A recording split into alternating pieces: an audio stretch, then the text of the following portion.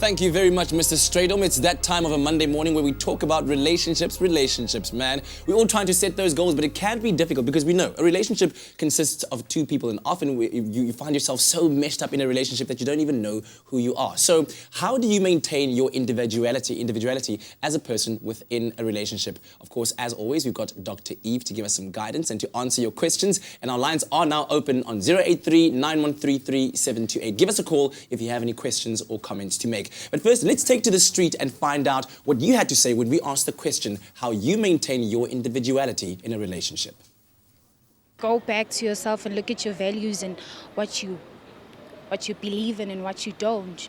To communicate, basically, and talk about things that you don't like and things that you prefer to be done and not. Also live your own life. Talk to each other, know what's going on. By being with my friends, yes. By just being myself. I stay away from him. Like if I feel like I'm losing myself, I'll take some time away. I'll be a bit less available so I can figure myself out. Boundaries. I think that's probably the only way you can maintain it. Knowing what triggers another person's anger or, any tantrum.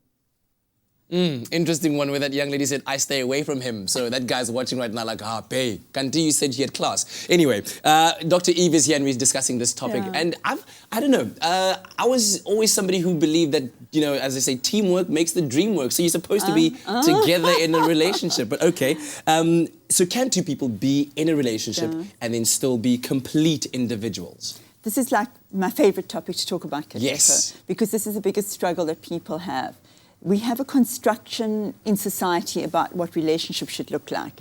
And we're told that we have to be what's called joined at the hip, that you have to lose your individuality, that you actually have to be together only if you have lots of things in common, if you do everything together, if you share exactly the same interests, and so you have to spend 24/7 together, which means that you have to give up this thing called individuality, and that's the only way a relationship can work. It's like, get together, shut down the doors, lock yourselves in, and then you're going to be happy.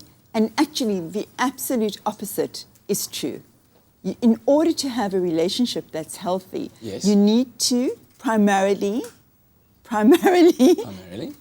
maintain individuality. Okay. I mean, think about it. When you meet somebody, you don't know who they are, and you're attracted to the fact that they're an individual and that they're different from who you are. And then you get into this thing called relationship, and then you're supposed to lose all that stuff that attracted you to this person, and you're supposed to blend in and become like one. Think the same, do the same things, enjoy, dress the same, eat the same. Hey, come on. Wearing the same sneakers on a day could be like cute, once in a while. Once in a while can be kind of cute. Listen, we also want to engage with you, so give us a call on 083-913-3728. Give us your comments or your questions regarding this topic, maintaining your individuality within the constructs of a relationship. So is it a case of it's a complete no-no to you, or are there certain instances in a relationship where you lose certain aspects of individuality in order to coexist, for instance? I don't think you should ever lose individuality at all. This notion of a blended relationship is really unhealthy and becomes really toxic.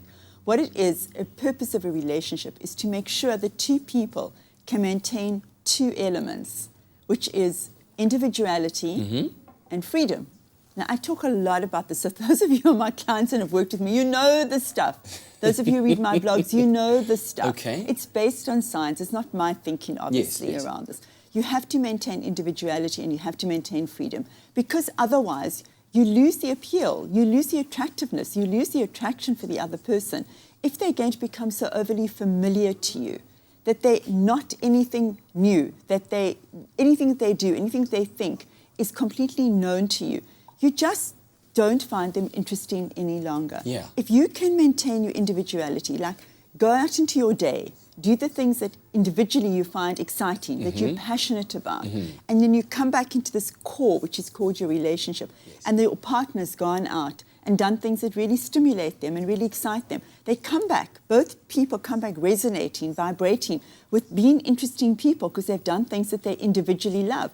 And this thing called relationship is rich, and it vibrates, and it's happy. Yeah, we like that. When it's rich and it's vibrating, that's how we like our relationships. Yes. Listen, give us a call, 083-913-3728. We're talking about maintaining individuality in our relationships. But let's also find out what else is coming up on your Feel Good Breakfast show.